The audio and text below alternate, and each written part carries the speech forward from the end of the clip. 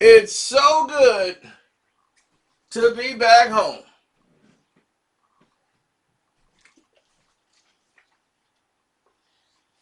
While it's a mess outside, I don't like to involve a lot of people into mess. But I will say this. I am extremely proud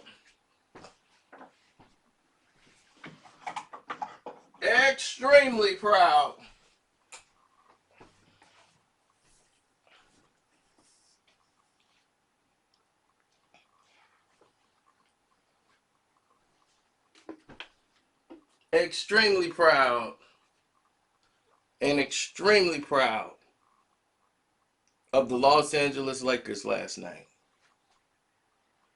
They did it. They played the best basketball game they have all season. I mean, unbelievable. That was basketball.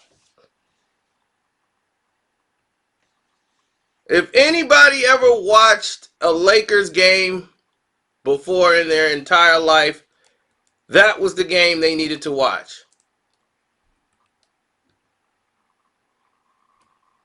That game was amazing.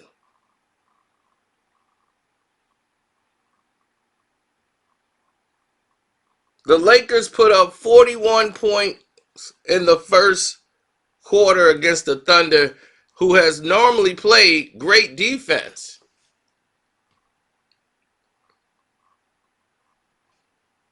They tried to dig out of the hole, it was just too steep.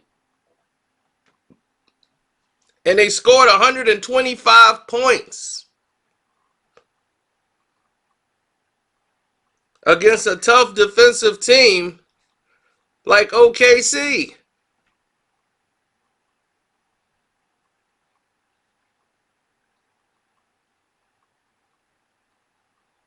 OKC has a record of 22-17.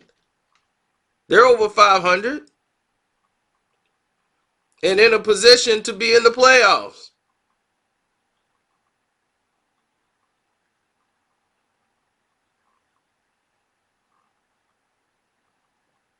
For the first time this season, Kuzma played 40 minutes.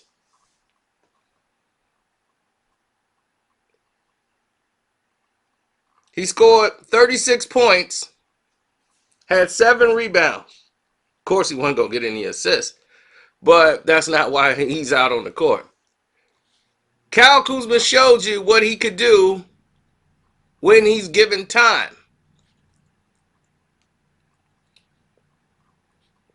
Rondo ran the offense and actually put in the 8 dimes, 12 rebounds, 21 points. It made easy transitions for Dwight Howard. Daniels played. Cook played. And they had a balanced attack.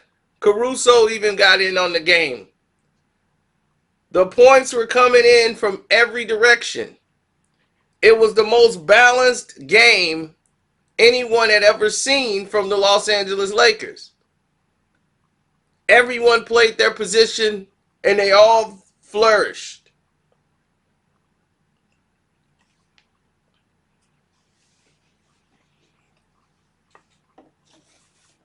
It was the best game the Lakers have played this season.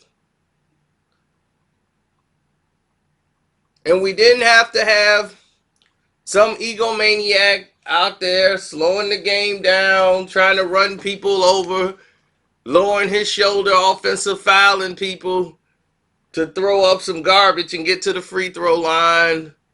We don't have to have an egomaniac out here getting away with calls.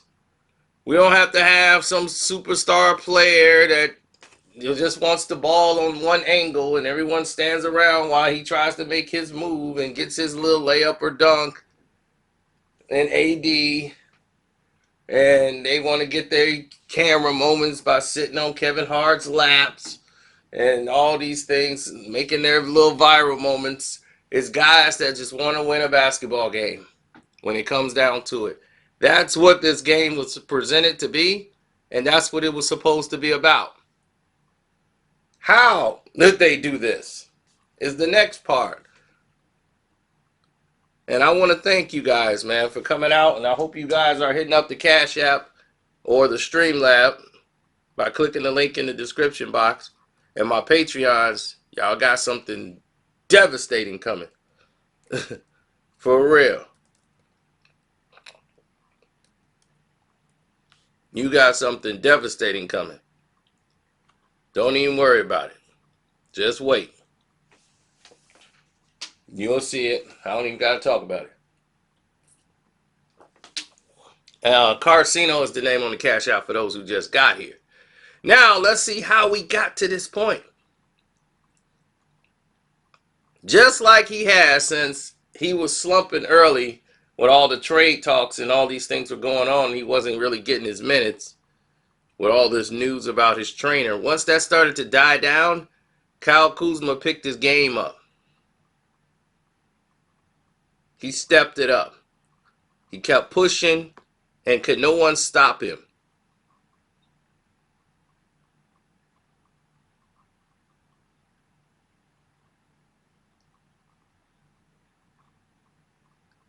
What happened is when the Lakers get in a rhythm like that, they're very hard to stop. And the reason they were able to get in the rhythm is because OKC could not gauge how the game was going to be played.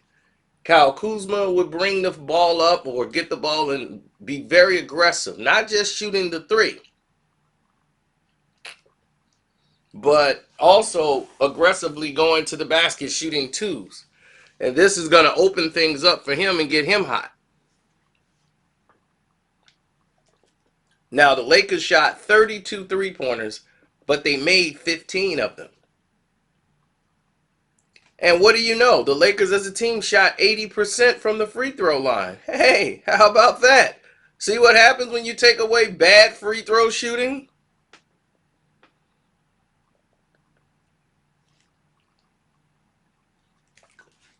So, the rebound department, they dominated the boards. The assists were about the same. Their turnovers was a little high because they weren't used to playing with each other the way they were, but they got 60 points in the paint. You know, OKC did what they could. They matched them with points in the paint. But the field goal percentages were high. The Lakers shot 50% from the field. They shot almost 50% from three. And they're hard to beat when they're doing that. And that is attributed to the rhythm that was established early on in the game by Kyle Kuzma and Rajon Rondo. So with Rondo coming in the game, playing season high 33 minutes, it was able to give the team stability. And Kyle Kuzma playing the most minutes he's played all season. He was like a kid in a candy store. There was nothing he couldn't get. I was very proud and happy for him. He keeps playing like this, he's going to make himself untradeable. And that means that the Lakers will be stupid to get rid of him, especially for Bogdanovic.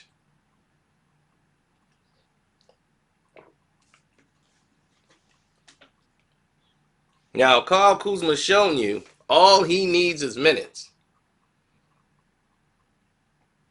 If you give him minutes, this will happen. And you know who wasn't in the game that was very noticeable that no one mentions? They talk about LeBron and AD and they show Boogie. No Danny Green.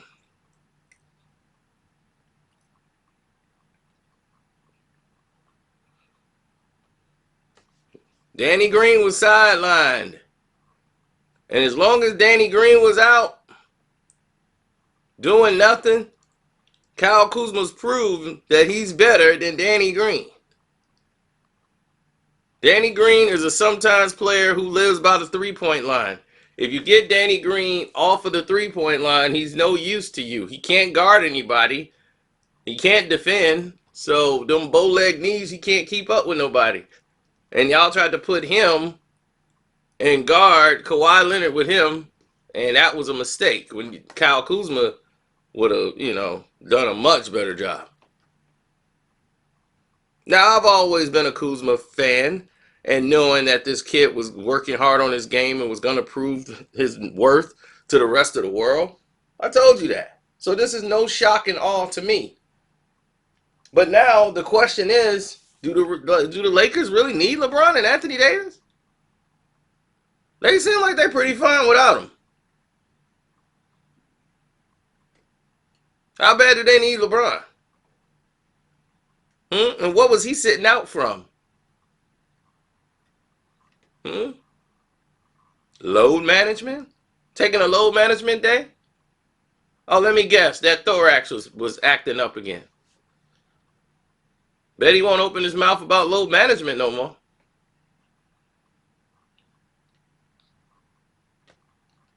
And don't think I'm complaining. I want him to sit the hell down. He need to take a big seat. They make to make a gigantic seat, and he need to sit on it and stay on it, because he's in the way of progress. As you can see, the team played a lot better, and the game was a lot more exciting watching them play. And I'm at the point where you might as well let AD go. Y'all straight. Trade AD. That's what you need to do. See if you can get some draft picks or something. Get his butt up out of there. If you don't want to sign that contract, you ain't bigger than the logo, buddy. You got to go. And if LeBron ain't acting right, y'all both can go on a two-way deal. We straight. We put up 125 without y'all. With y'all, we barely putting up 113s. We got to have a special night for y'all to get 125. And look, the reserves got 125 on OKC.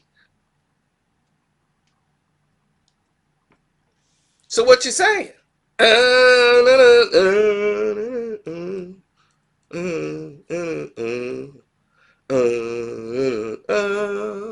So what you saying?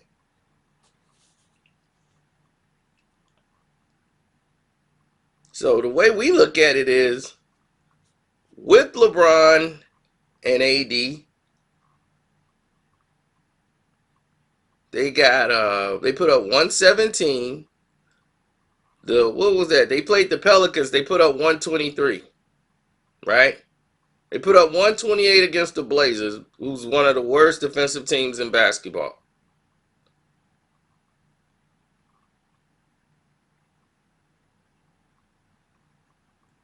They put up 105 on the Pacers, who's a winning team.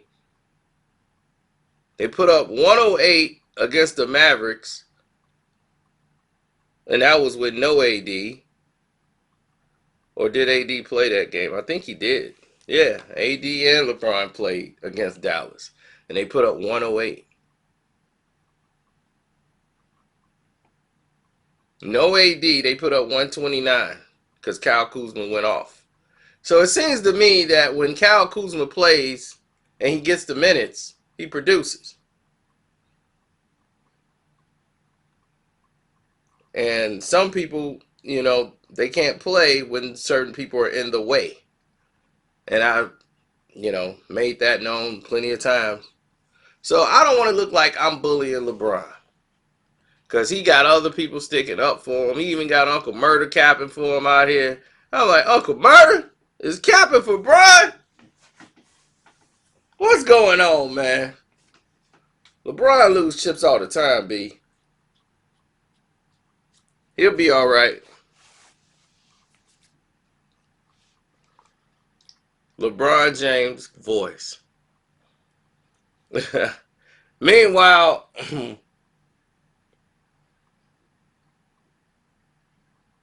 I'm going to tell y'all this. Thank you again, for all the warm wishes and condolences. We appreciate it. My family appreciate it. I appreciate it. Thank you very much again. From the bottom of my heart, man. We really do appreciate that.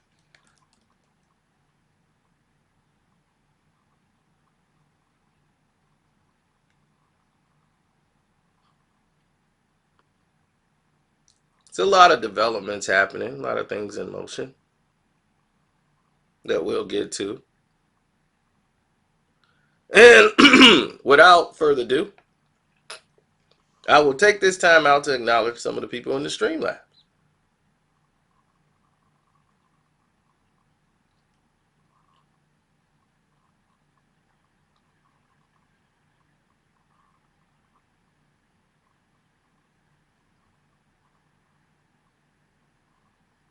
Brother Johns, who donated, P Capes TV, and Buddha Black, Buddha B,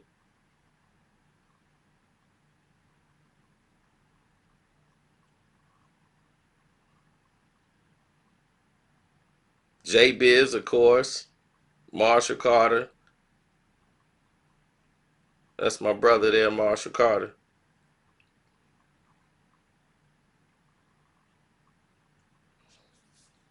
Super Bowl movies ruining the cinema game. That's what he's talking about. If so, how? What are the cinema genres like before the superheroes took over? What type of movies would you like and why? That would be on Screen Fiend, Buddha, but it will be out. I will do that. I want to thank you guys again, and go Lakers without AD and LeBron. I'm loving this. They need to keep them on the pine more often. Carcino for life. Subscribe.